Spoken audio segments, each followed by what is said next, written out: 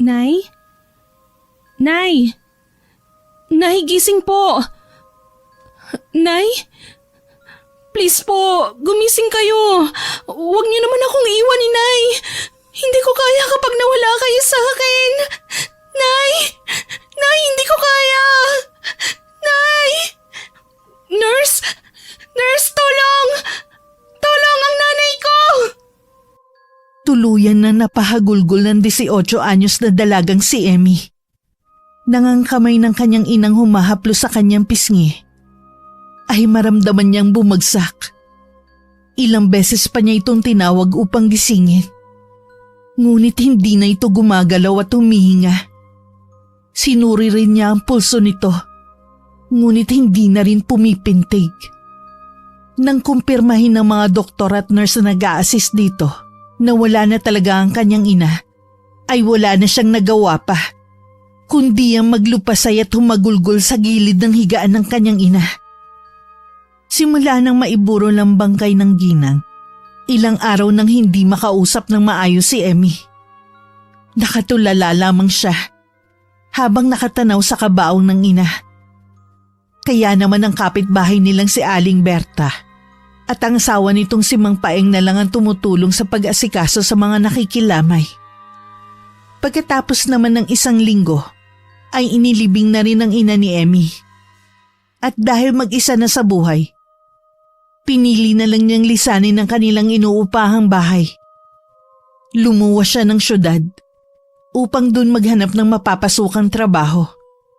At inirekomenda siya ng pinapasukang ahensya sa isang 65 anyos na ginang na nagngangalang Dolores Tamayo. Sampaguita Street, Block 12, Lot 7. Dito na kaya yun? Wow! Ang laking bahay naman ito. Sana naman mabait ang magiging amo ko. Pinindot ni Emmy ang doorbell na nasa gilid ng gate at naghintay. Agad niya naman nakita ang pagbukas ng pinto ng bahay at lumabas doon ang isang matandang ginang. Nang buksan naman ito ang gate, doon niya mas natitigan ang mukha nito. Bakas pa rin ang kagandahan nito sa kabila ng edad. Kaya naman namangha rito ang dalaga. Magandang tanghali sa'yo. Maaari ko bang malaman kung sino ka? At anong sadya mo rito? Magandang tanghali po. Ako po si Emmy. Hinahanap ko po si Madam Dolores Tamayo. Nandyan po ba siya? Ako si Dolores, iha. So, ikaw pala yung kasambahay na ipinadala ng agency. Halika, pasok ka. At napakainit dyan sa labas. Wala ka pa namang dalang payong. Maraming salamat po. Inakay ng ginang si Emmy sa loob ng malaking bahay. Sige, maupo ka riyan sa sofa, iha. Salamat po. Gusto mo ba ng maiinom? Kape? Juice? Tubig? May tubig naman po ako rito, madam. Pero makikihingi na lang rin po ako. Konti na lang kasi eh. Madam talaga. Ma'am na lang. Para kasi ang maldita ko kapag madam ang tawag sa akin eh. Ang mabuti pa, tawagin mo na lang akong Ma'am D, iha. Pasensya na po kayo, Ma'am D. Oh, di ba? Mas bagets pakinggan. Oo nga po, bagay na bagay po sa inyo. Mukha pa naman kasi kayong bagets eh. Ang ganda niyo po. Tsaka pasensya na po kayo kung hindi ko inakalang kayo si Ma'am Dolores ha. Ang simple niyo lang po kasing manamit eh. Ay nako, maliit na bagay. Saka ganito talaga ako manamit, iha. Alam mo kasi, hindi naman talaga ako pinanganak na masagana ang pamumuhay. Kaya kahit ganito na ang estado ko sa buhay, hindi pa rin talaga nawawala ang nakagawian ko na. Nakahinga ng maluwag si Emmy nang makitang okay naman pala kasama ang matanda. Akala kasi niya, isa itong strikta at masungit na klase ng amo. Agad silang nagkapalagayan ng loob at talagang huling-huli ni Emmy ang kiliti ng matanda. Magaling naman kasi talagang makisama si Emmy, Kaya naman marami siyang naging kaibigan sa probinsya nila. Iha, marunong ka rin ba magluto? Alam mo kasi tumatanda na ako. Kaya all around ang role mo dito sa bahay ko. Pero huwag kang mag-alala dahil hindi ka naman madedehado sa susweldohin mo. You'll be well compensated. Ay, oo naman ho, Ma'am D. Marunong po talaga akong magluto. Ang mga dalaga po kasi sa amin sa probinsya, kailangan ng matuto ng simpleng gawaing bahay. Bata pa lang po kami sinasanay na kami nang sa gayon ay hindi kami mahirapan sakaling makapag-asawa na po kami. Abay siya nga. Maigi naman kung ganon. Alam mo kasi, madalas sa mga kabataan dito sa lungsod, puro barkada na lang ang inaatupag. O di kaya naman maghapong nakatunga nga lang sa cellphone o computer at nakababad sa mga social media accounts nila. Sa amin ho kasi, Ma'am D, hirap kaming magkaroon ng sarili naming cellphone. Yung iba ho dun sa amin, nag-i-installment na lang para lang magkaroon ng sariling gadget. Mabuti naman at hindi ka nagaya sa kanila, no? O siya, mag-aalauna na pala. Nawili ako sa pakikipagdaldalan sa'yo. Tara na sa kusina. Tulungan mo ako magluto. Sige ho, ano ho bang lulutuin natin? Tinolang bangus. Kumakain ka ba nun? Aba, syempre naman po. Kung hindi niyo ho na itatanong paborito ko ho yun. Aba, at pareho pa pala tayo ng paborito.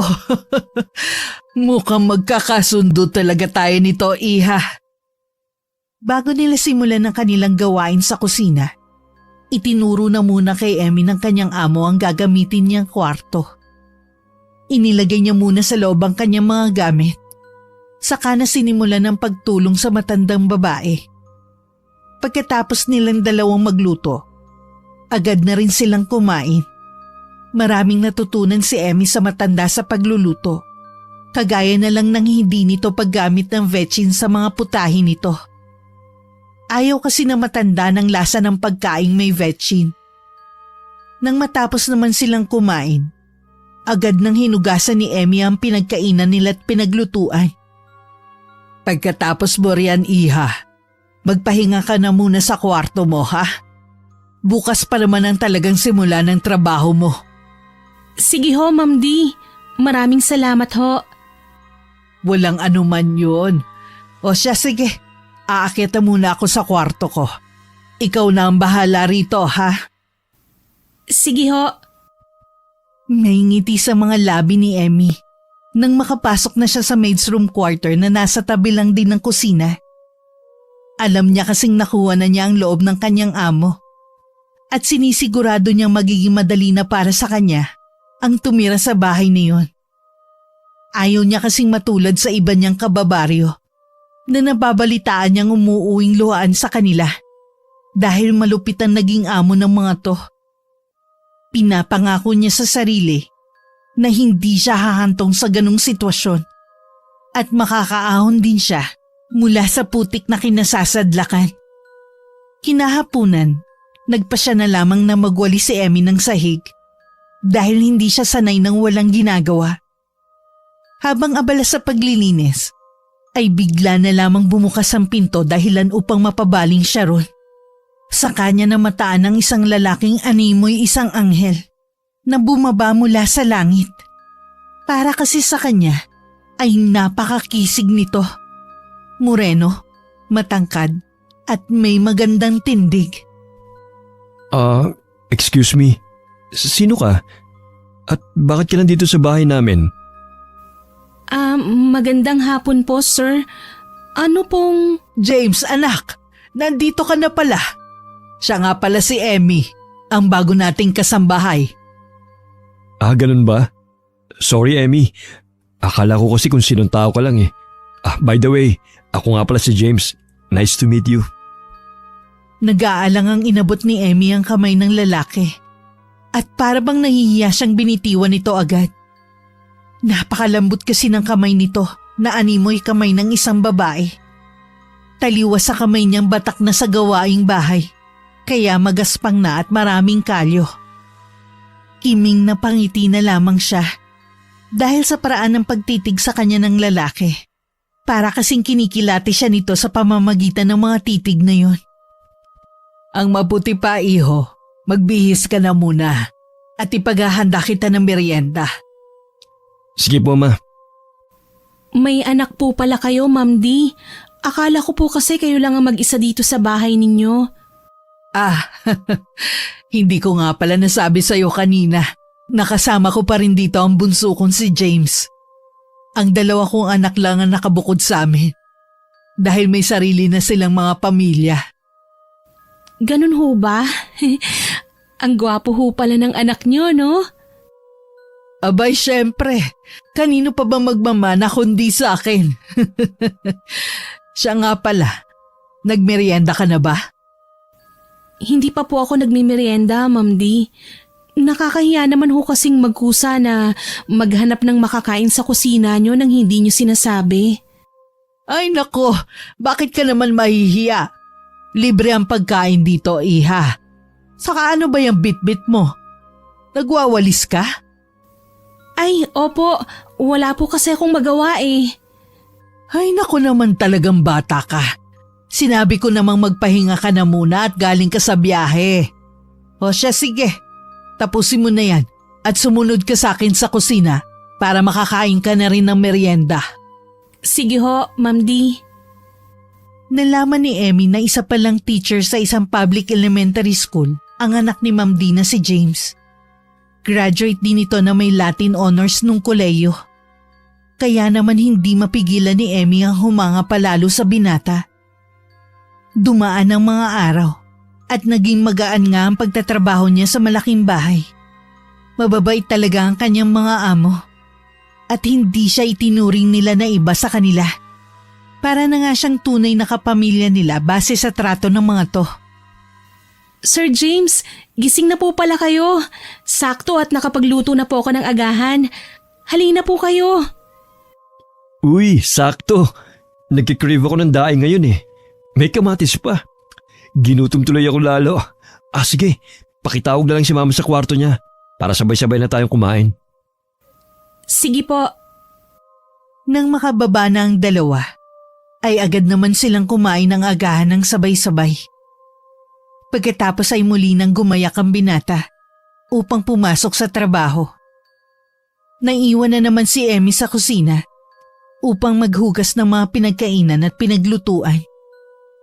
Matuling lumipas ang mga oras at hapon na naman. Katulad ng mga nakaraang araw, inaabangan talaga ni Emmy ang pagdating ng kanyang among lalaki. Dahil ito ang inspirasyon niya para pag-igihin pa ang trabaho niya. 5:00 na ng hapon nang dumating ang binata. At agad naman niya itong sinalubong ng isang malapad na ngiti. Magandang hapon po, Sir James. Kumusta po ang araw nyo?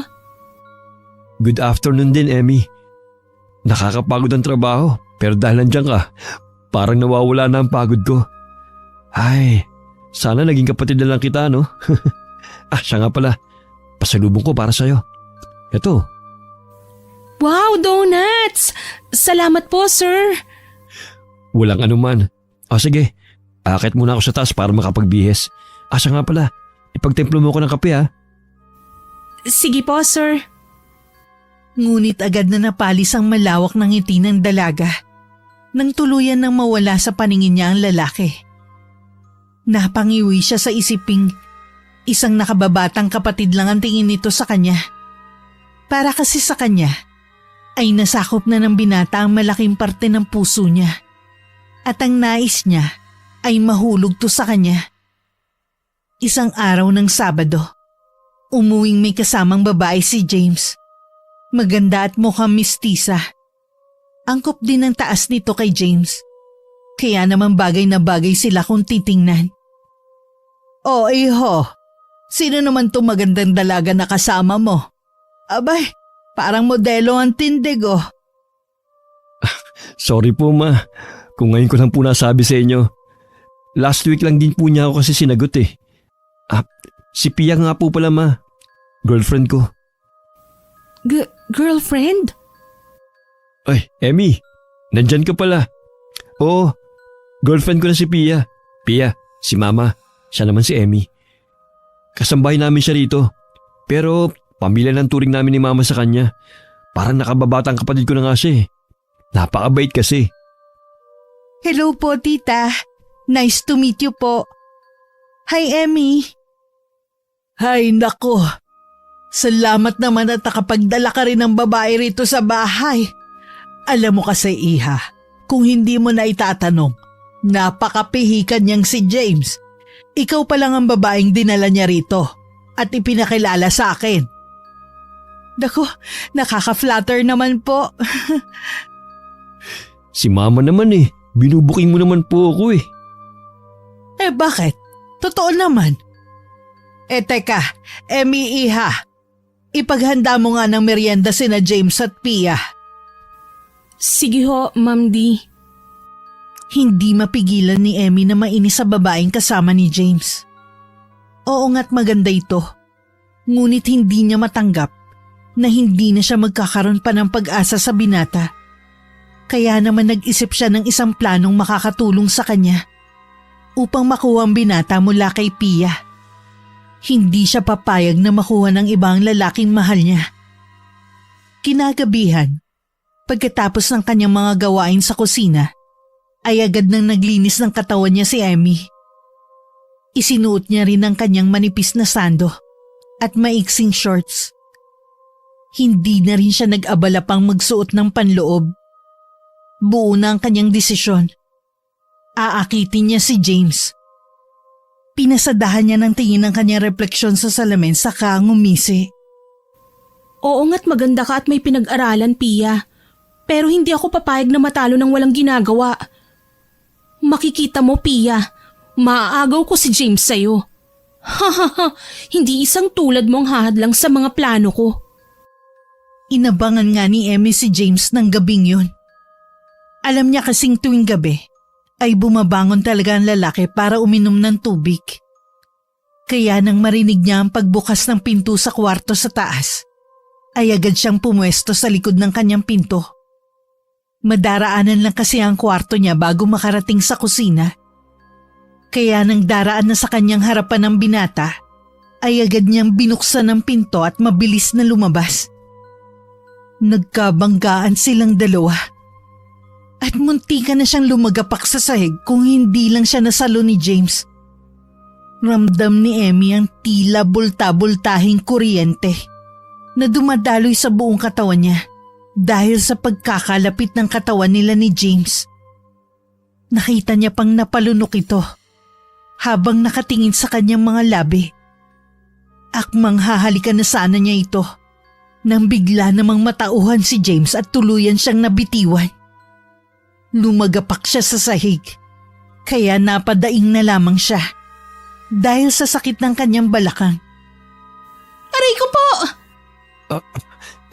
Sorry Emmy, hindi ko sila sadyang maibagsak ka. Nagulat lang ako eh. Halika, kumawa ka sa akin. Ang sakit ng balakang ko. Bakit mo ba kasi ko inihulog? Kasi, ano ba naman kasi ang suot mo? Bakit ang nipis? Saka anong ginagawa mo rito? Hindi ka pa ba natutulog? Nauuhaw po kasi ko eh. Pasensya na po. Sige. Kumuha ka na ng tubig mo riyan at pumasok ka na kagad sa kwarto mo. Opo. Agad namang kumuha ng tubig si Emmy. Habang panakanak ang sumusulyap sa binata na nooy nakatalikod sa gawin niya. Lihim siyang napangisi. Sa isiping may epekto rin pala siya sa binata. Yun nga lang napigilan nito ang sarili mula sa kasalanang maaari nitong magawa. Kinabukasan maagang gumising ang dalaga para maghanda ng agahan. Sinadya niyang magsuot ng t-shirt na hapit para lumitaw ang magandang hubog ng kanyang katawan. Wala naman kasi siyang uniforme na para sa mga kasambahay at tanging pambahay lang ang suot niya. Kaya wala siyang narinig na reklamo mula sa matanda nang makita siya nito. Napansin naman niya ang pag-iwas ng tingin sa kanya ni James. Kaya muli na namang sumilay ang mapanuksong ngisi sa kanyang mga labi. Iha, pagkatapos mong kumain, magbihis ka ha? Samahan mo ako sa mall at may bibilhin ako. Opo, Ma'am D. Ikaw ba, iho? May lakad ka ba? Wala naman po ma. Pero pupunta po rito mamaya si Pia. Ah, ganun ba? O sige, magdadala na lang kami ni Emmy ng panghimagas mamaya. Sabihin mo dito na siya mananghalian, ha? Sure po ma. Nang marinig yun ni Emmy, ay napairap na lang siya sa kawalan. Naisip niyang baka may milagrong gawin ng mga to habang wala sila. At dahil doon, agad na kumulo ang dugo niya. Ngunit habang nagbibihis siya sa kanyang kwarto, ay narinig niya ang boses ng binata na nasa kusina at tila ba may kausap sa telepono. Dahan-dahan niyang binuksan ang pinto at sumilip doon para makinig sa mga to. Ha? Eh bakit? Nasabi ko na kay mama na pupunta ka rito ngayon, Han eh. Emergency? Ay. Okay, sige. Okay lang yun, Han. Oo na, hindi ako galit, okay? Nagtatampo lang ako kasi quality time sana natin ngayon eh. Sakto pa sana dahil wala si na mama mamaya. Solong-solo sana kita. Sige, sige. Mag-iingat ka ah. Ikumusta mo na ako na tito at tita. Okay, Han. I love you. Napangiwi siya sa narinig. Ngunit agad din yung napalitan ng isang mapanuksong ngisi. Nang may maisip siyang plano, nag-ipit siya ng bawang sa magkabila niyang kilikili para tumaas ang temperatura ng katawan niya. Maya-maya lang ay kumatok na si Ma'am D sa kanyang kwarto at tinawag siya. Agad naman siyang pumunta sa pinto at pinagbuksan ng matandang amo. Emmy, iha, nakapagbihis ka na ba? Tara na. Ma'am D, hindi ho yata ako makakasama sa inyo ngayon eh. Ha? Eh bakit naman? Teka lang, bakit namumula ka? At ang init mo rin? Nilalagnat ka yata. Ang totoo po niyan, kanina pa ho talaga masama ang pakiramdam ko. Pinipilit ko lang hong magtrabaho kasi kailangan. Hay Diyos ko, ano ka ba naman, Emmy? Bakit hindi mo naman agad sinabi? Hindi mo kailangan pilitin ang sarili mo magtrabaho kung hindi mo talaga kaya, lalo pat may sakit ka. Siya, sige, ako na lang ang aalis. Uminom ka na ba ng gamot? Hindi pa nga ho, Ma'am D. Teka, pahahatiran na lang kita rito kay James. Kailangan ko na kasi talagang umalis eh. At makikipagkita pa ako sa amiga ko na galing Singapore. Sige ho, Ma'am D. Ingat ho kayo. Ngiting tagumpay si Emmy nang makaalis na sa kanyang harapan ang among si Ma'am D. Agad naman siyang nagtungo sa kama at nahiga, saka nagtalukbong ng kumot. Hinintay niyang dumating si James at ilang sandali pa nga lang ay kumatok na ito sa pinto ng kanyang kwarto. May dala itong isang baso ng tubig at gamot. Bukas po yan. Emmy, sabi ni mama nilalagnat ka raw. Pati nga ako. Kanina pa po talaga masama ang pakiramdam ko, Sir James. Pinipilit ko lang talaga ang sarili kong magluto kanina. Ay, bakit kasi hindi ka kagad nagsasabi? Yan tuloy. Teka, inumin mo muna tong gamot. Kukuha lang ako ng pamunas para bumaba naman yung lagnat mo. Wag na po, sir. Ililigo ko na lang po ito. Hindi pwede, lalamagin ka. Sige na, huwag ka nang makulit. Sige po, sir. Lihim na nagbunyi si Emmy nang makitang gumana ang plano niya. Nang makabalik si James bitbit ang isang palangganitang tubig at malinis na bimpo, ay dahan-dahan siyang humugot ng malalalim na hininga. Agad naman nataranta si James. Saka siya dinaluhan pagkalapag dito ng mga bitbit sa lamesang katabi lang ng kama. Emmy, ano nangyayari sa'yo? Bakit parang hinihika ka? Sir, parang hindi po ako makahinga. Ano? Teka, tatawag ako ng ambulansya. Huwag na po, sir. Pakialis na lang po ang pagkakahuk nitong bra ko. Ha? Teka, hindi mo ba kaya? Hindi po, sir eh. Kanina pa po talaga kasi ako nanghihina. Ay, Osya.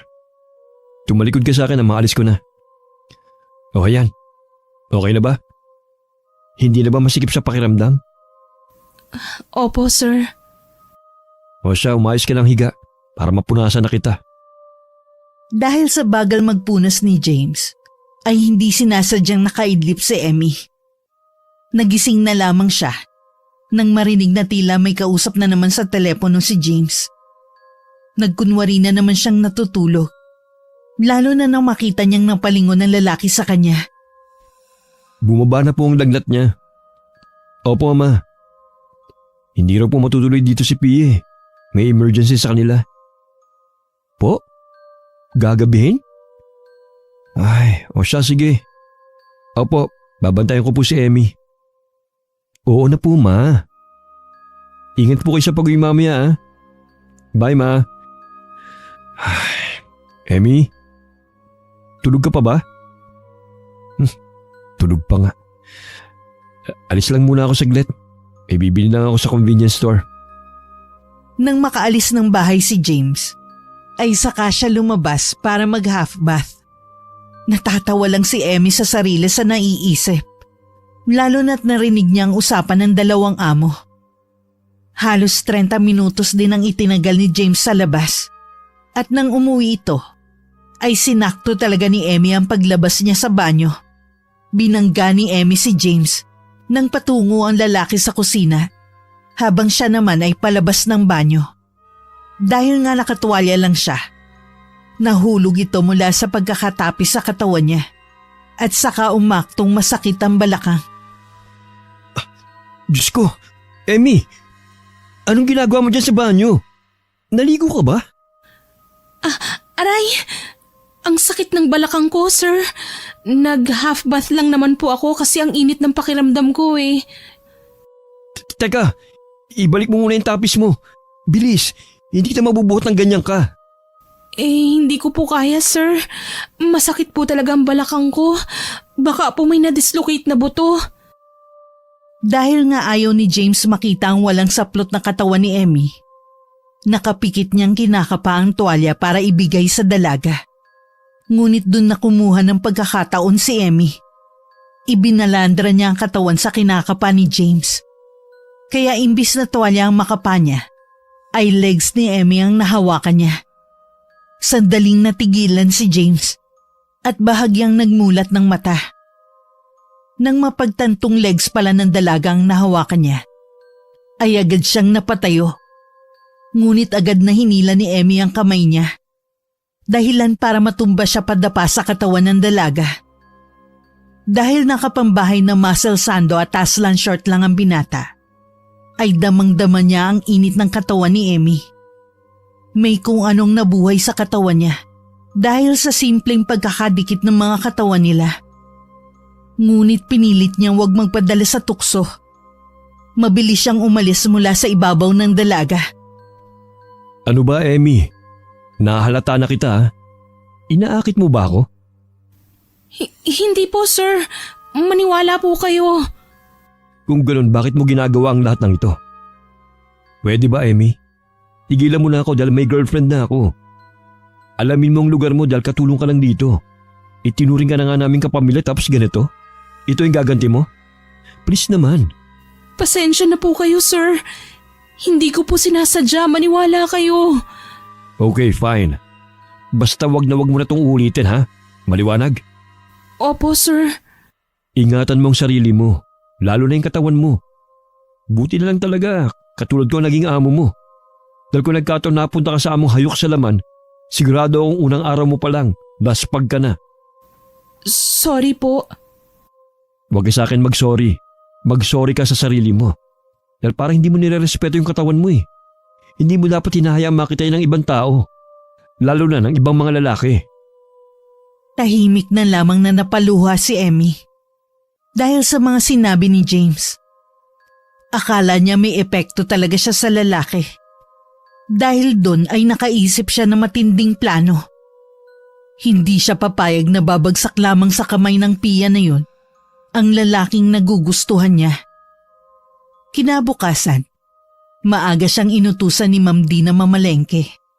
Nang pauwi na siya at nag-aabang na ng masasakyan tricycle, ay may lumapit sa kanyang isang matandang lalaki. Nahinuha niya isang pulube.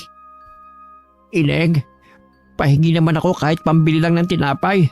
Magtatatlong araw na kasi akong hindi kumakain eh. Bakit ho ba kasi kayo nagpapalaboy-laboy?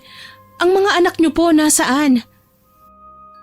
Wala akong anak dahil hindi naman ako nakapag-asawa. Hay, ang lungkot din ho pala ng buhay niyo. Oh, heto po. Pasensya na kayo at yan lang din po ang extra ko, Mang. Tilong, tawagin mo akong Mang Tilong, iha. Salamat dito ha. Napakabait mong bata. Hindi niyo po sure, Mang Tilong. Sige po, aalis na po ako. Haya na po ang tricycle eh. Sandali iha. Ito, kunin mo. Bote? Ano naman pong laman nito? Panghaplos po ba ito? Hindi iha. Pero batid kong malaking tulong yan sa'yo. Lalo na't alam kong gustong gusto mong makuha ang atensyon ng lalaking nagugustuhan mo. Ano naman hong magagawa nito? Tsaka paano niyo ho nalaman ang tungkol sa bagay na yun?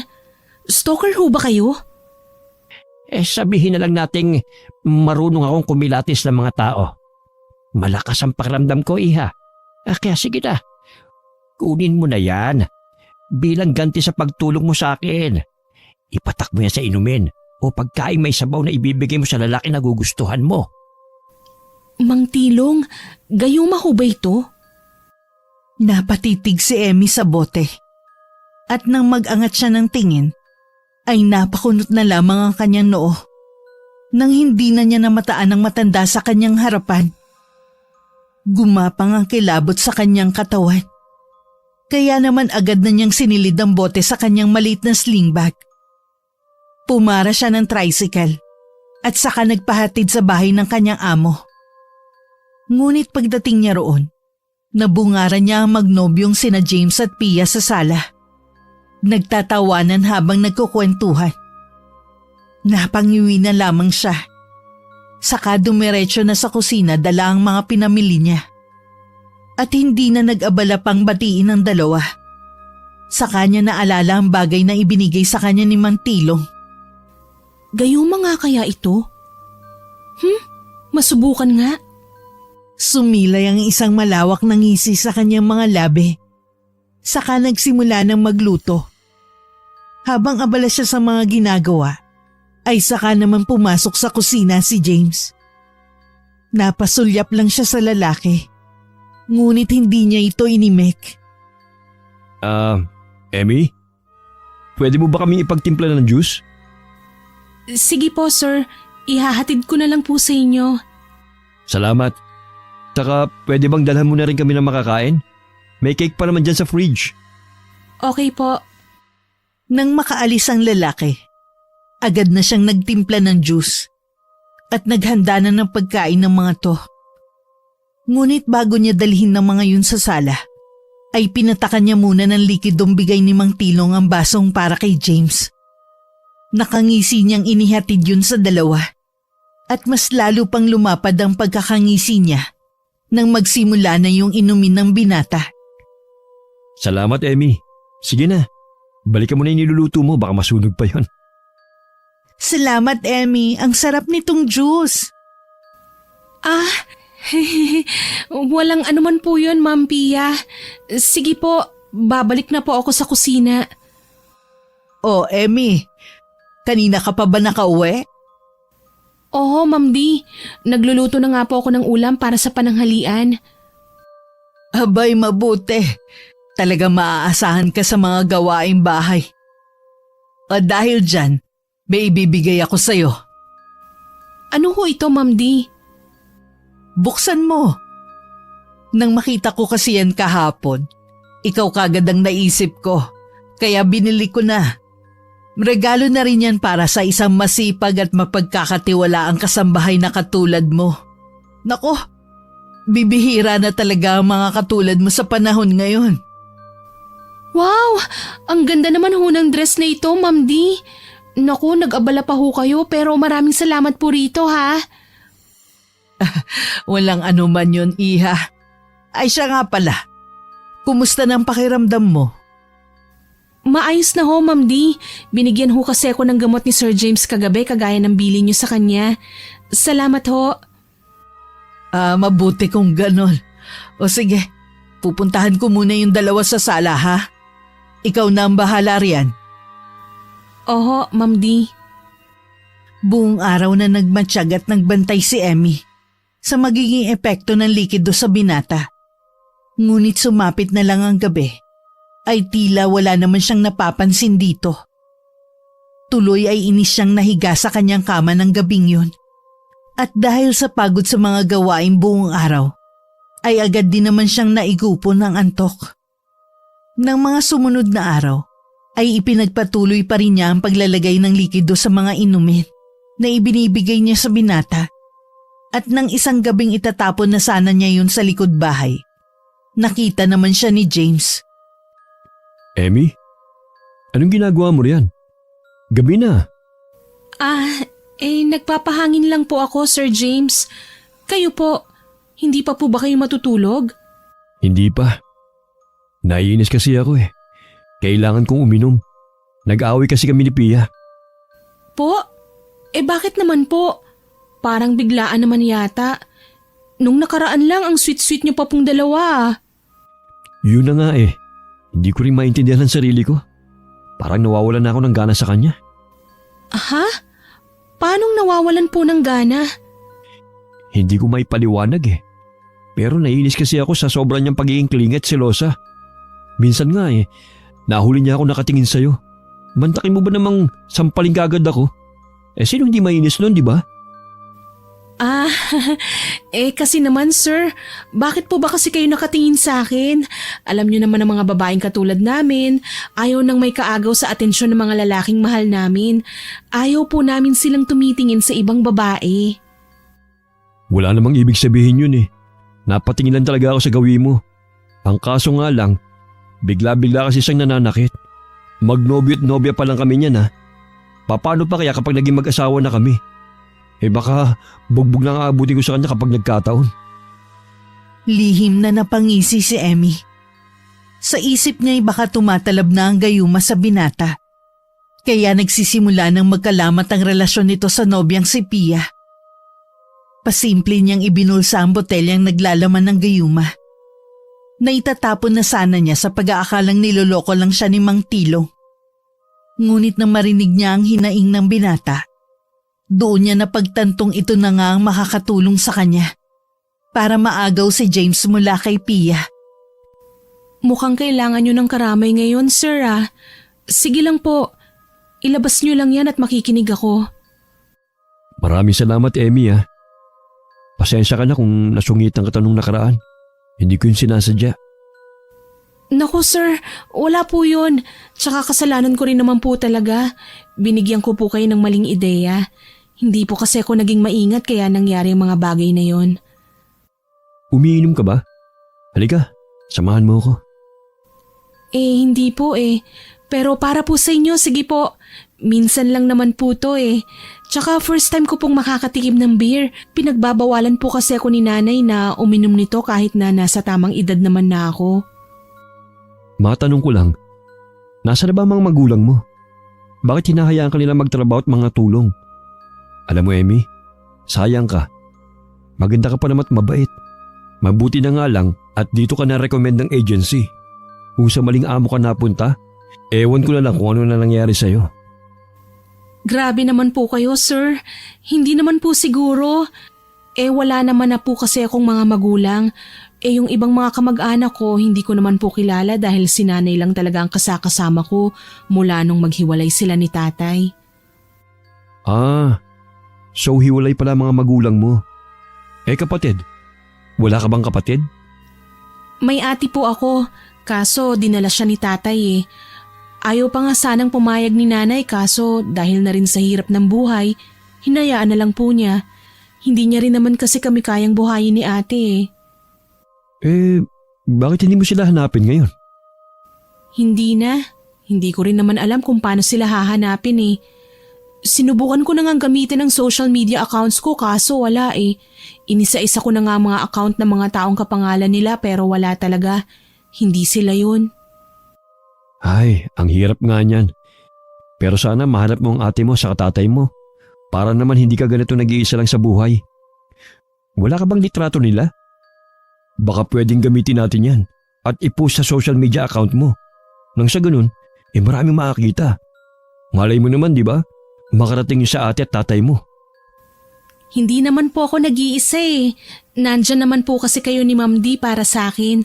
Pamilya na po ang turing ko sa inyo kaya kahit papano hindi na po ako nalulungkot. Pero maganda nga po yung naisip nyo. Sige, maghahanap po ako ng litrato nila. Baka may naisingit si nanay dun sa maliit na photo album namin.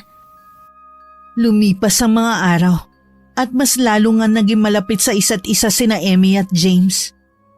Hanggang sa isang Lunes ng umaga, wala nang binata sa bahay dahil pumasok na ito sa trabaho habang si Ma'am D naman ay nasa banyo at naliligo. Narinig niya ang sunod-sunod na pagkatok sa pinto kaya naman pinagbuksan niya ito.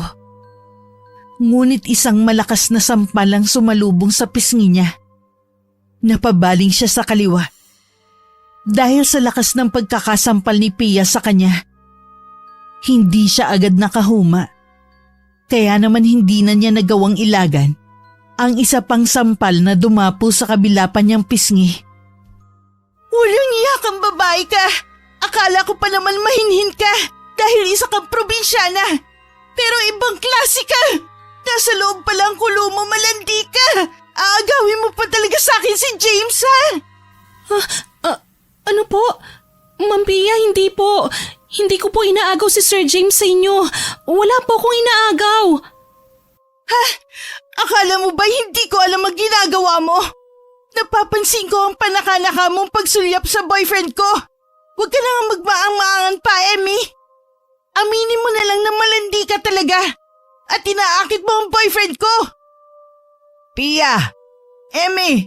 Ano nangyayari dito? Bakit kayo nagsisigawan? Emmy, iha! Anong nangyari sa pisngi mo? Hindi ko ho alam, Ma'am D. Pagbukas ko ho ng pinto, bigla niya na lang ho akong sinampal. Pinararatangan niya ho ako sa isang kasalanang hindi ko naman ho ginagawa. Aba, at napakagaling mo rin palang artista, no? Pa-victim ka. Kahit alam mong ikaw ang may kasalanan, naguhugas kamay ka. Huwag kayo maniwala sa babaeng yan, tita. If I know, may masamang balak ang malanding babaeng yan. Kaya niya inaakit ang anak ninyo. Ano? Gusto mo mapunta sa'yo si James? Inaakit mo siya para patulan ka niya. At kapag nabuntis ka, saka ka maghahabol. Gold digger!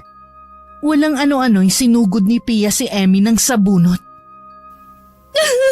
Huwag po! Tama na po, Ma'am Pia! Huwag niyo po akong sabunutan. Masakit po! Pia! Tama na yan! Maawa ka naman kay Emmy. Sa nakikita ko wala namang ginagawa si Emmy, iha. Nabilog na rin po ba ng babaeng yan ang ulo niyo, tita? Inaakit niya si James.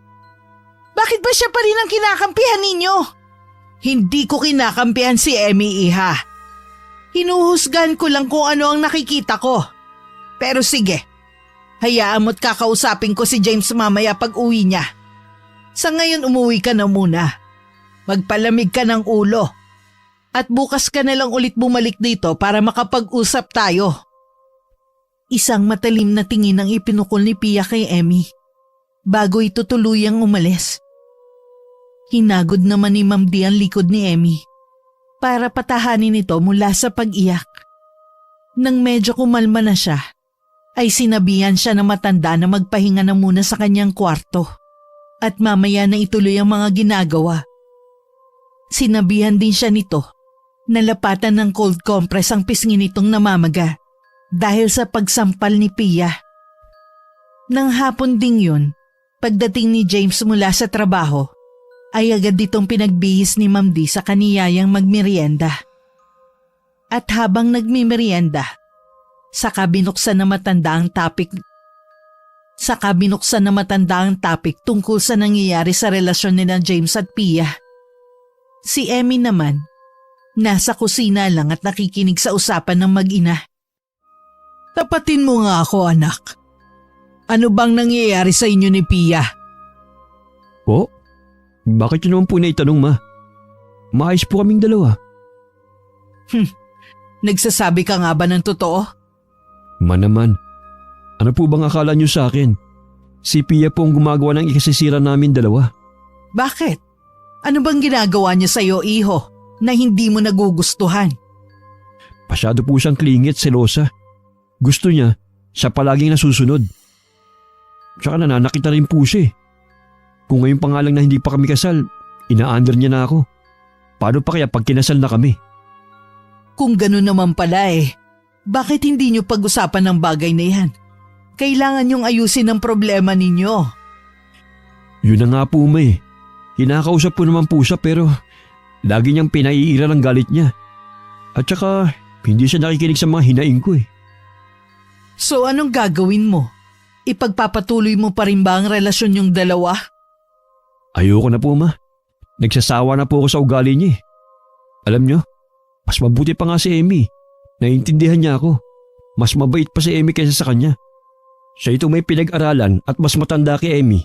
Pero kung umasta siya, para siyang batang paslit na kailangang ibigay ang lahat ng gusto niya. Binabanggit mo rin ba ang pangalan ni Emmy kapag magkasama kayo ng nobya mo? May isang beses na naipagkumpara ko silang dalawa. Kaya mas lalo po siya nagalit. Tapos kung ano nang salita ang binato niya sa akin. Kesyo kinakabit ko raw si Emmy. Hindi nga ba? Ma, mabait po si Emmy. Hindi bagay sa kanyang ginagawang kabit. Hindi niya deserve yun. Dapat maranasan ni Emmy kung paano siya itrato ng tama ng isang lalaki. Hindi na namalaya ni Emmy na naluluha na pala siya. Dahil sa mga naririnig mula sa binata. Ni hindi na nga niya alam kung epekto pa ba yun ng gayuma. Dahil parang natural lang ang reaksyon ng lalaki. Habang kausap ang ina nito. Taliwas sa inaasahan niya magiging epekto ng gayuma. Na parang mauulol sa kanya ang lalaki.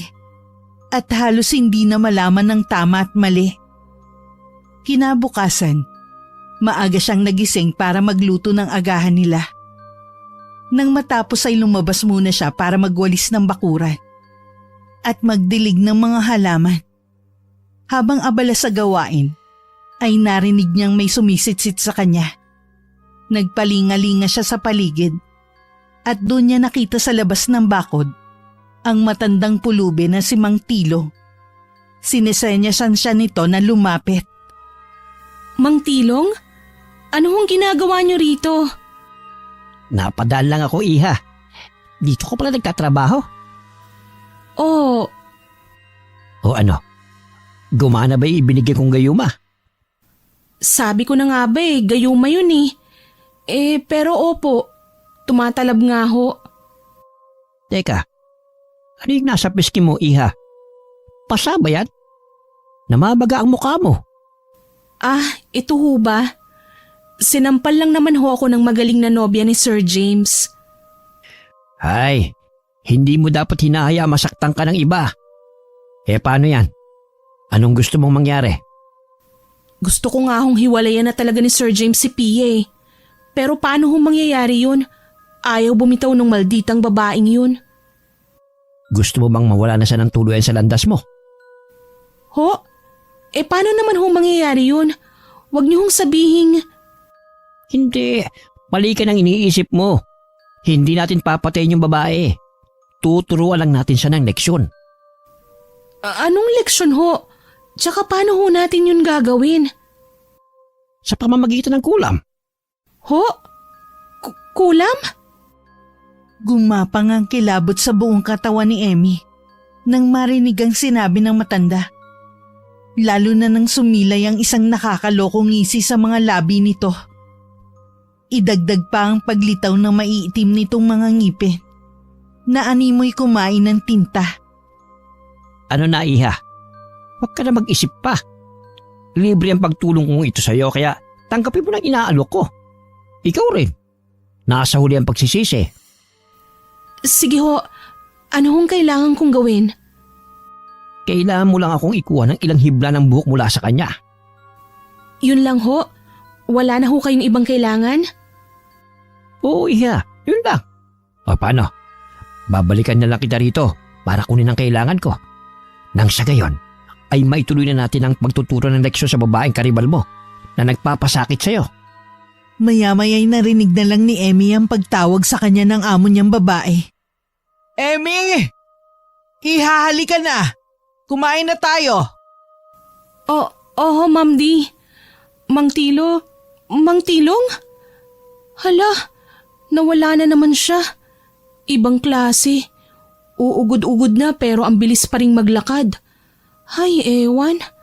Makapasok na nga lang sa bahay. Gutom lang siguro to. Lumipas ang 2 araw na hindi nagpapakita sa kanila si Pia. Akala nga ni Emmy ay nagkaayos ng 2. Subalit isang gabi, nagulat na lamang siya nang may biglang humablot sa buhok niya habang naghuhugas siya ng mga platong pinagkainan nila ng hapunan. Aray! Ano ba? Bitiwan mo ako! Piha! Piha, ano ba?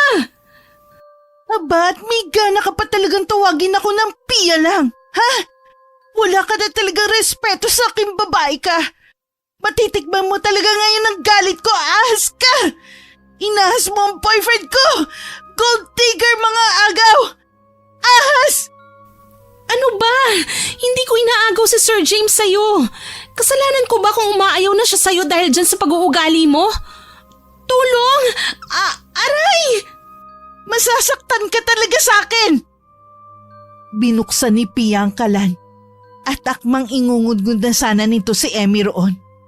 Nang biglang makabawi si Emmy at nahatak ang buhok ni Pia. Sa kanya naalala ang bilin ni Mang Tilong.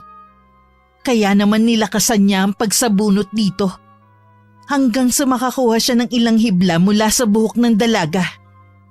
Saka naman dumating ang mag-inang Dolores at James. Agad na inawat ng binata ang 2.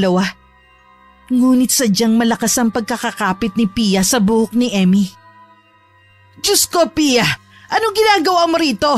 Saka bakit mo sinasaktan si Emmy? Bitiwan mo siya, iha! Pia, ano ba? Bitiwan mo nga si Emmy. Ma, pakipatay nga po yung kalan, baka madisgrasya sila. Pakiusap! Tulungan niyo ako! Ma'am Di! Sir James! Pia, bakit mo ba sinasaktan si Emmy? Ano na naman bang kasalanan niya sa'yo, ha? Tita, gold digger ang babaeng to. Can't you see? Dahil sa kanya nakipaghiwalay sa akin si James. Dahil sa babaeng ahas na to.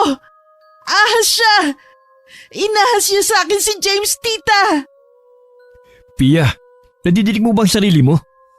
Hindi kita hiniulan para kay Emmy. Nakipaghiwalay ako dahil sa ugali mo. Kaya pwede ba? Tama na yan kung ayaw mong tumawag pa ako ng pulis.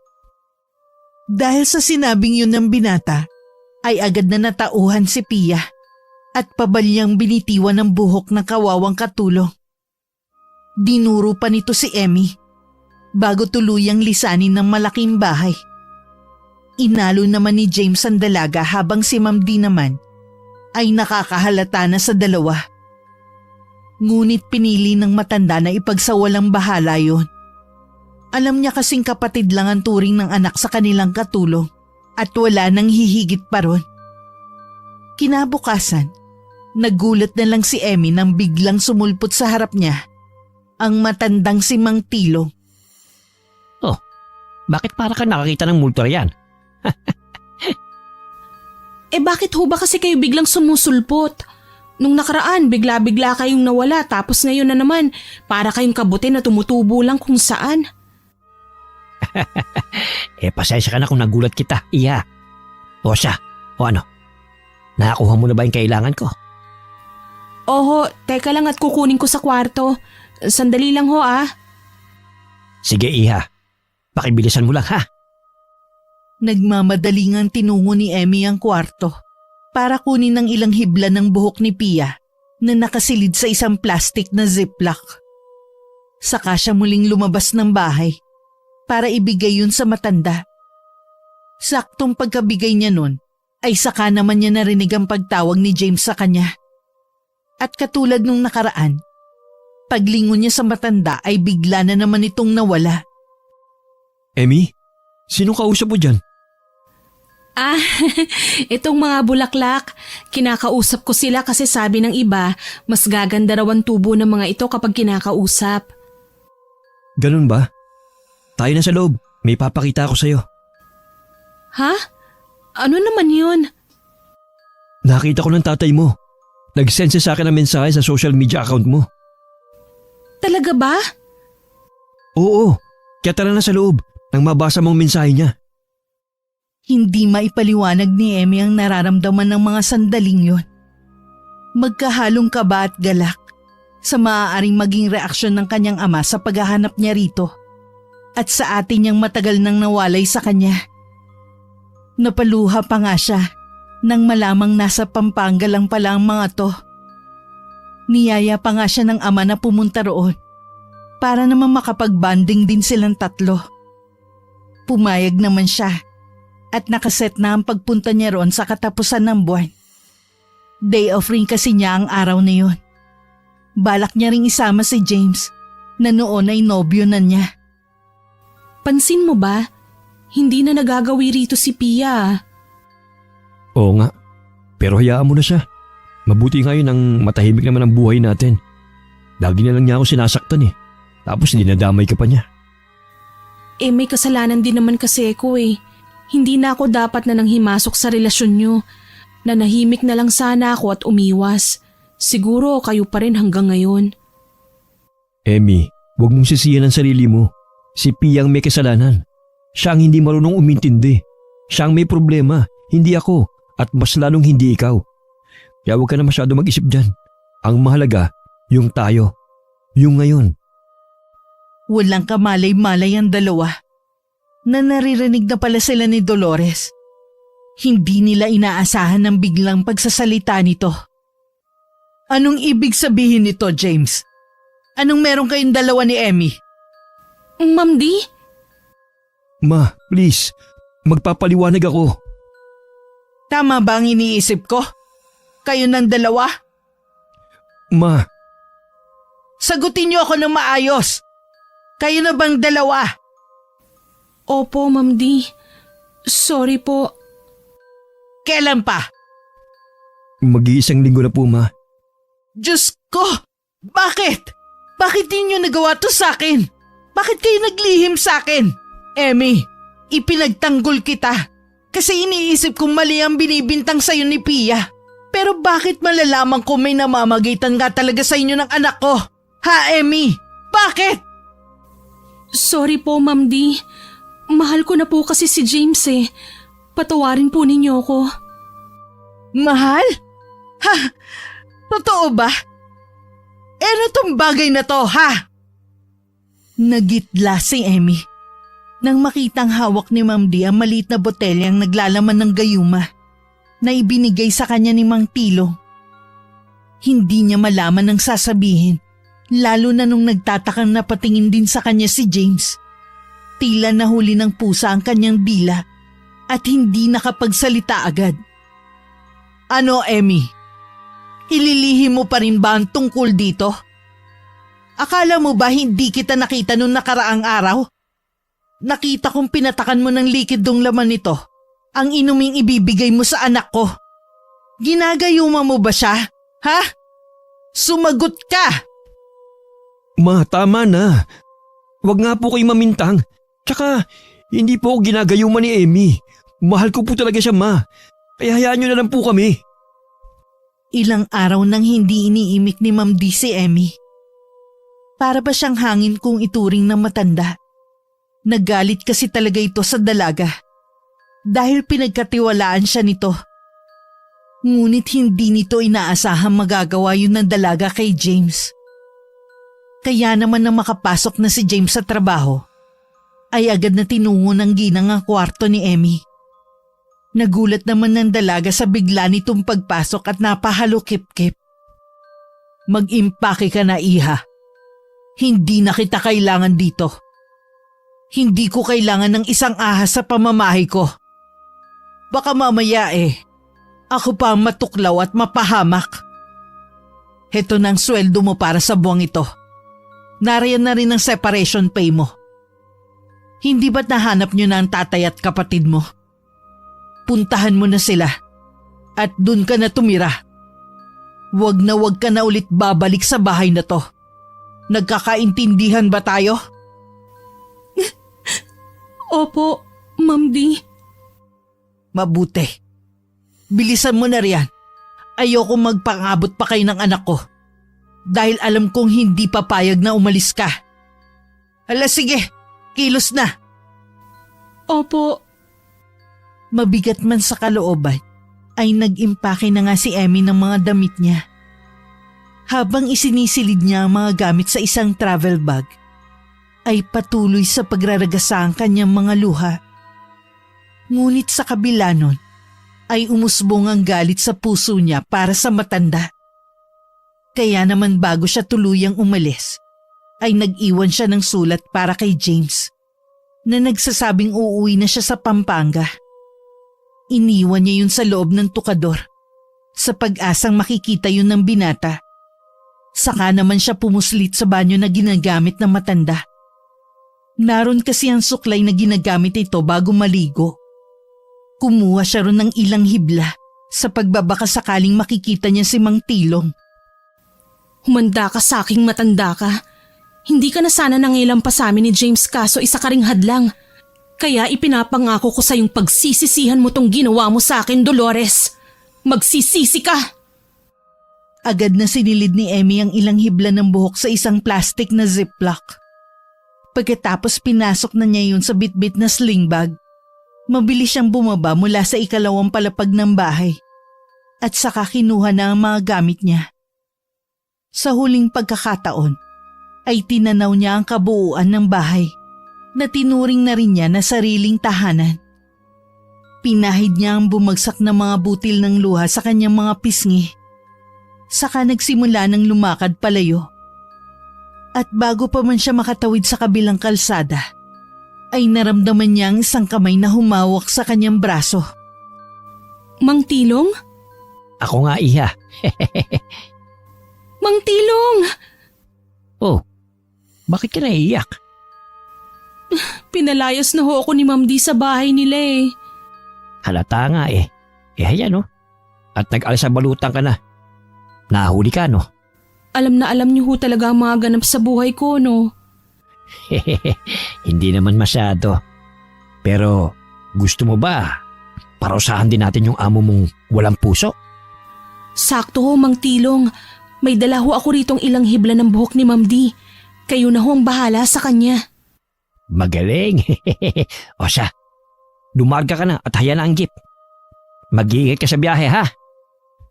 Ilang oras din ang tinagal ng biyahe ni Emmy bago makarating sa probinsya ng kanyang ama.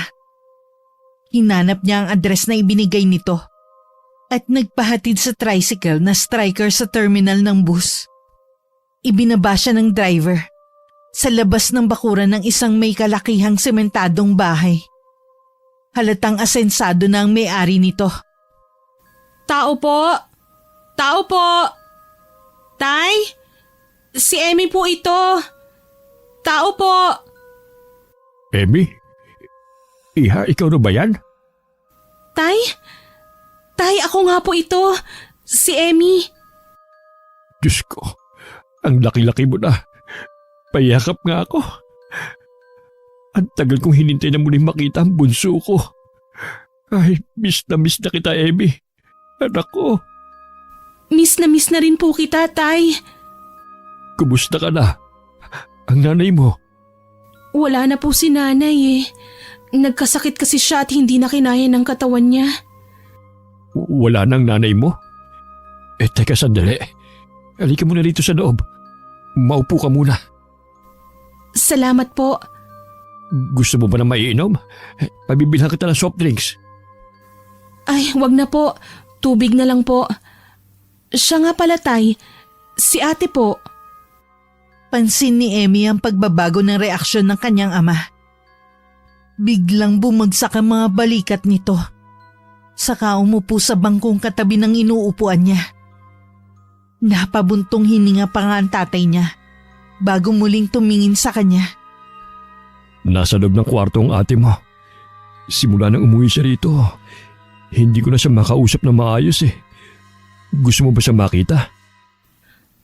Opo, miss na miss ko na po siya eh. Halika, dun tayo. Niyakag si Emmy ng kanyang ama sa isang dulong silid na pagmamayari ng kanyang ate. Nang buksan ng tatay niya ang pinto, ay tumambad sa kanyang isang madilim na kwarto. Nang masanay na ang kanyang paningin sa dilim, ay sa kanya nakita ang isang babaeng nakahiga sa kama at nakatalikod sa gawin nila. Tumulo ang mga luha ni Emmy dahil sa wakas, muli na niyang makikita at makakasama ang kanyang pinakamamahal na kapatid. Ate? Sofia, nandito na ang kapatid mo. Si Emily, nandito siya. Kumunot ang noo ni Emmy nang tila parang pamilyar sa kanya ang boses ng kanyang ate.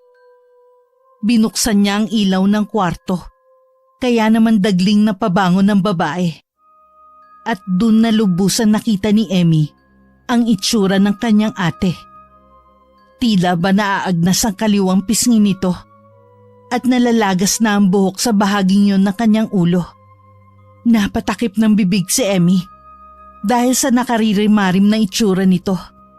Napansin niya rin ang umbok sa tiyan ng ate niya. "Patayin niyo ang ilaw!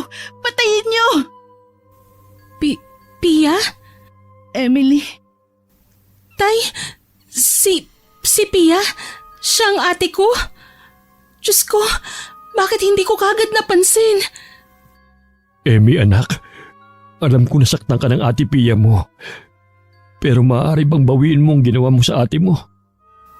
Po, tay, hayaan niyo na. ano pong ibig niyong sabihin, Tay? Isa akong manggagamot anak. At alam ko may kumukulam sa ate Pia mo. Kaya nga inimbitahan kita rito nang makausap kita ng personal. Ang sabi kasi ng ate Pia mo, nasaktan ka raw niya kaya nangyayari ang lahat ng ito sa kanya ngayon. Pero hindi ko po alam na si Pia ang ate Sofia ko. Ate, patawarin mo ako. Hindi ko sinasadya. Talagang nabulag lang ako ng galit ko sa'yo dahil sa ginawa mong pananakit sa akin kaya ako nagawang ipakulam ka. Tsaka, ikaw ang naging hadlang sa amin ni James. Naiintindihan ko, Emmy. Kaya nga sana mapatawad mo rin ako sa mga nagawa kong pananakit sa'yo. Kung hindi pa ako umuwi rito, hindi ko pa malalaman na ikaw pala ang kapatid kong matagal nang nawalay sa amin ni tatay. Hayaan mo ate, tatay. Hahanapin ko si Mang Tilong nang sa gayon ay mabawi ko ang sumpa ng kulam sa'yo, Ate Pia. Akala ko talaga hindi na kayo magkakaayos na dalawa. Natutuwa ko't naisang tabi niyo ang galit na nararamdaman niyo para sa isa't isa. Kung alam ko lang po na si Pia pala ang ate ko, nagpaubaya na sana ako. Hindi ko na sana tinutulan ang relasyon nilang dalawa. Nakagawa pa ako ng kasalanan at ginayuma ko pa si James para lang maagaw ko siya kay Ate Sofia. Kaya pala unti-unti na nagbabago si James. Ginagayuma mo nga siya. Sorry ate, hindi ko talaga alam ang ginagawa ko noon. Wala na tayong magagawa. Nangyari na ang nangyari. Sana lang maitama mo ang mga nagawa mo, Emmy. Tay, aalis po ulit ako. Kailangan kong mahanap si Mang Tilong. Sandali, halika rito. May ibibigay ako sa'yo. Ano po yan, Tay? Ipainom mo ito kay James. Kukontrahin ng likidong ito ang gayumang ipinainom mo sa kanya. Dalang determinasyong itama ang mga mali niya, ay muling lumuwas sa lungsod si Emmy kinabukasan. Nais niyang hanapin si Mang Tilong para pakiusapan itong itigil na ang pagpapahirap sa Ate Sofia niya. Alam niyang hindi na siya pwede pang bumalik sa bahay ng kanyang dating amo. Ngunit wala naman siyang ibang mapupuntahan. Pinindot niya ang doorbell na nasa gilid ng gate. Ngunit wala ni isang lumabas mula sa bahay. Nakailang pindot pa siya rito, ngunit mukhang walang tao sa bahay. Aalis na sana siya, Nang makita ang isang pamilyar na sasakyan na paparating, huminto ito sa harapan niya. At mula sa driver's seat, lumabas si James. Mugto ang mga mata nito at nangangalumata rin. James, anong nangyari sa'yo? Bakit ganyan ang itsura mo? Si Mama, may nangyayari sa kanya kaya dinala ko siya sa ospital. May kung anong tumutubo sa mukha niya, Emmy. Parang mga katikati tapos nagnanaknak. Ha? Paano nangyari yun? Wala ba siyang nakain na kung ano? Baka may mga insektong kumagat sa mukha niya. Hindi ko nga rin alam kung paano nangyari ng isang gabi lang eh. Saka walang allergy si Mama. Maayos naman siya kahapon ng umaga eh. Tapos pag uwi ko galing trabaho, sumama na ang pakiramdam niya tapos kinagabihan. Nagsisisigaw siya dahil nag-iinit daw ang buong mukha niya. Ano? Hindi kaya yun ang sinasabi ni Mang Tilong na pagpaparusa kay Ma'am D? Malakas ang kutob ni Emmy. Nakulam ang dahilan ng nangyayaring yun kay Ma'am D. Alam niyang siya ang may pakana nun. At ginusto niya yun para makaganti sa matanda. Pero sa nakikita niyang itsura ngayon ni James, nahabag siya rito. At para bang dagli siyang nakaramdam ng pagsisisi. Mas lumakas ang determinasyon niyang mahanap si Mang Tilong para sabihing bawiin na nito ang mga sakit na ipinataw nito kina Pia at Ma'am D. Kamusta na ngayon ang lagay ni Ma'am D? Sa ngayon, nawala na ang sakit na nararamdaman niya. Natulog siya kaya mabilis akong umuwi para maligo at dalhan siya ng mga damit at pagkain. Ah, ganun ba? Oo. Pero teka nga, saan ka ba nang galing? Bakit wala ka rito kahapon pa? Hindi ka rin dito natulog. May iba ka bang inuuwian? Bakit? Nagsiselos ka ba? Ha? Ibang klase ka rin, no? Ang lakas ang loobong tanongin ako niyan, ha? Biro lang naman po, sir. Saan ka nga galing? Nakipag-meet up ka ba? Or one night stand? Hala siya, grabe ka naman sa akin, sir. Hindi po, no. Umuwi po kasi ako sa Pampanga. Pampanga? Doon sa tatay mo? Oo. Nang ikaw lang mag-isa? Emmy naman. Akala ko ba nagkasundo tayong sabay tayong pupunta ron? Pasensya na po. Hindi na ako nakapaghintay eh. Halika na muna sa loob at mainit na ang sikat ng araw. Ipaghahanda kita ng inumin. Naluluhang ipinagtimpla ni Emmy si James ng paborito nitong pineapple juice. Sa kanya inihalo roon ang likidong gawa ng kanyang amang albularyo na si Mang Lando. Alam niya kasing sa oras na mawala na ang bisa ng gayuma sa sistema ng lalaki, ay babalik na ito sa dati nitong ugali. Hindi na siya nito makikita bilang isang babaeng karapat dapat mahalin. Sa halip baka kamuhian pa siya nito. Ngunit buo na ang pasya niya na itama ang kanyang mga maling nagawa para makauwi na siya sa pamilya niya at mamuhay ng tahimik. Nang lagukin na ni James ang inuming hinanda niya, ay napakunot ang noo nito nang muling mapatingin sa kanya at para bang nagtataka. Emmy? Ano po yun, Sir James? Wala. Ang sarap nitong juice na tinimpla mo. Sandali, nasa si Mama? Nasa ospital po. Ha? Nasa ospital? Bakit? Anong gagawin niya ron? Nakalimutan niyo na po ba? Dinala niyo po siya ron kagabi dahil may tumutubong kung ano sa mukha niya. Umuwi lang po kayo rito para makaligo at kumuha na rin ng mga damit niya at pagkain. Oo nga. Naalala ko na. Ay, ano ba tong nangyayari sa akin? Sige, maliligo na muna ako. Salamat sa Diyos, Emmy, ha? Lumipas na ang ilang araw, ngunit wala pa rin Mang Tilong na nagpapakita kay Emmy. Nawawalan na siya ng pag-asang mababawi pa ang sumpakin na Ma'am D at Pia. Kaya namang pinili niyang umuwi na lang ulit ng Pampanga. Alam niyang isang malaking desisyon ang gagawin niya. Ngunit yun lang ang tanging paraan para maitama ang lahat. Tay, nakapagpasya na po ako. Kailangan niyo pong kontrahin ng kulam alang-alang sa kaligtasan ni ate. Pero Emmy, anak, paano ka? Hindi lang sa mangkukulam babalik ang sumpa, kundi pati na rin sa'yo. Ako po ang may kasalanan, Tay. Kaya ako po ang dapat na magbayad. Alam kong mali na nakipagkasundo ko sa matandang mangkukulam na yun. Kung hindi lang sana ako nagpadala sa emosyon ko, hindi sana mangyayari ang lahat ng ito. Tsaka Tay, 2 buhay po ang nakasalalay rito. Anong ibig mong sabihin, anak? Tay, ipinakulam ko rin po si Ma'am D. Naging tutol din po kasi siya sa amin ni James kaya ako nagawa yun. Pero nagsisisi na po ako. Alam kong walang kapatawaran ang ginawa ko dahil para ko na rin isinanla ang kaluluwa ko sa demonyo sa ginawa kong yun. Kaya para po makabawi, hayaan niyo na po akong saluhin ng parusa. Ayaw sana ng tatay ni Emmy na kontrahin ng kulam. Subalit dahil sa pamimilit ng dalaga, ay nagpa siya na lamang itong gawin ang nais ng anak. Tama rin naman kasi ang layunin ng dalaga. At kailanman, hindi magiging solusyon sa problema ang paghingi ng tulong sa mga kampon ng dilim. Inihanda na lamang ni Emmy ang kanyang sarili. Sakaling bumalik na nga sa kanya ang sumpa.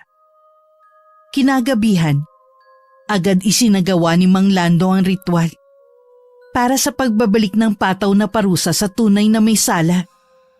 Si Emmy naman na nasa katabing silid ng kanyang ate ay nagsisimula ng makaramdam ng kakaibang init sa kanyang katawan. Para ba yung sinisilaban na hindi niya mawari? Nangati rin ang buo niyang katawan at maging ang kanyang tiyan ay unti-unting umuumbok. Ah! Ang sakit! Tay! Ang init po! Ah! Para akong nasasunog! Tay! Ngunit isang nakakatakot at nakakasindak na pagtawa lamang ng isang lalaki na tila galing pa sa ilalim ng lupa ang naririnig niya sa bawat sulok ng kwarto. Umaalingaw-ngaw ito na para bang naaaliwang kung sino mang nakamasid sa kanya sa nararamdaman niyang paghihirap. Basang-basa na ng pawis ang buong katawan ni Emmy na para bang binuhusan ng maraming tubig sa kanyang higaan. Wala ring humpay ang pag-iyak at pagdaing ng dalaga habang humihingi ng tulong. Ilang sandali pa, tumigil na ang pagpapahirap sa kanya. Ngunit ramdam niya ang tila pagkaagnas ng mukha niya. May nakaparin siyang mga bukol sa kanyang katawan. At nang akmang tatayo sana siya, hindi niya maigalaw ang kanyang mga paa. Saka naman pumasok sina Pia at Mang Lando na parehong nag-aalala. Emmy! Diyos ko! Emmy! Ate, patawarin mo ako sa mga nagawa ko sa'yo. Kung mahal mo talaga si Sir James, maaari mo na siyang balikan. Wala nang bisa ng gayuma, kaya malaya na kayong ituloy ang naudlot niyong relasyon dahil sa akin. Hayaan mo, anak. Gagawa si tatay ng paraan para mawala ang sumpa ng kulam sa'yo. Talagang mali ka lang ng taong hininga ng tulong. Kasalanan ko naman po ito eh. Kung hindi sana ako nagpadalos-dalos ng desisyon, hindi sana ako hahantong sa pagpapakulam kina ate. Pero nagawa ko na po. Hindi pa huli ang lahat, Emmy. At masaya ako dahil marunong kang umamin sa nagawa mong kasalanan. Hindi nagkamali si nanay sa pagpapalaki sa'yo. Ang matandang mangkukulam na yun ang dapat nasisihin dito. Ginamit niya ang pinagdaraanan ni Emmy para mapilitan itong gumawa ng masama. Nilinlang niya ang kapatid mo, Pia. Tay, gagaling pa po ba ako? Gagawin ni tatay ang lahat, ha? Pagagalingin kita, anak. Kinabukasan, isang hindi inaasahang bisita ang dumating sa kanilang tahanan. Tahimik na nagkakape ang tatlo sa may sala nang biglang may kumatok sa pinto. Nagulat pa ang dalawang dalaga nang pagbuksan ni Mang Lando sina James at ang ina nito. Magandang araw po. Ako po si James, yung nakachat niyo po nung nakaraan. Ah, natatanda kita. Hali kayo, pasok. Gusto niyo rin ba ng kape? Ipagtitimpla ko kayo. Sige po. Tila may open forum sa pagitan nilang lima ng umagang yon. Doon nalaman ni na James ang ginawa ni Emmy. At doon din nalaman ni Emmy na si Mang Tilong pala ay tatay ng dating katulong ni na Dolores na nagpakamatay dahil sa maling paratang. Napagbintangan kasi ito na nagnakaw ng isang alahas na bigay ng yumaong asawa ni Dolores. Pero ang totoo, ang isang katulong ang gumawa nun at sinet up lamang ito para mapalaya sa bahay ni na Dolores. Hindi totoong walang asawa at anak si Tilong, Emmy. Gawa-gawa lang niya ang kwentong yon para magpaawa sa'yo. Pero ang totoo, gagamitin ka lang niya para gantihan kami. Ang walang yang matandang yon? Kayo lamang ang may atraso. Pero hindi niya na dapat pang idinamay ang anak ko na walang kalaban-laban. Ikaw lang may nagawang mali sa kanya. Pero bakit pati si Pia? Pinatawan niya ng sumpa. Dahil nasaktan ko po ang matandang yun. Minata ko po siya. Dahil po sa itsura niya. Ano ka mo? Pia, hindi kita pinalaking ganyan. Alam kong mali ang ginawa ko, Tay. Dahil hindi niyo naman ako pinalaking mata pobre. Ang kaso, nagkataon lang talagang bad trip ako ng mga sandaling yun. Kaya siya ang napagbuntunan ko ng inis at galit ko. Tay, pinagsisisihan ko na po yun. Pero huli na para magsisi, Pia. Siguro magsilbi na lang sana itong leksyon sa ating lahat na ang lahat ng ginagawa natin may bumabalik na karma. Depende na lang kung mabuti o masama. Tama ka, iho. Kaya sana mahanap ni Tilong sa puso niya ang pagpapatawad sa iyong ina at kay Pia. At sana, wala rin siyang iba pang mabiktima gamit ang itim na karunungan. Sinikap nilang lahat na mamuhay ng tahimik at walang inaapakang ibang tao. Hindi rin tumigil si Mang Lando sa paggawa ng lunas sa sumpa ng kulam na ipinataw kay Emmy. Unti-unti ay bumalik na ang dating itsura ni Pia. Maging si Dolores ay gumagaling na rin. Nagkabalikan si Pia at James habang si Emmy naman naging masaya at kontento na sa pagmamahal na natatanggap niya mula sa kanyang natitirang pamilya. Wakas. Nay? Nay!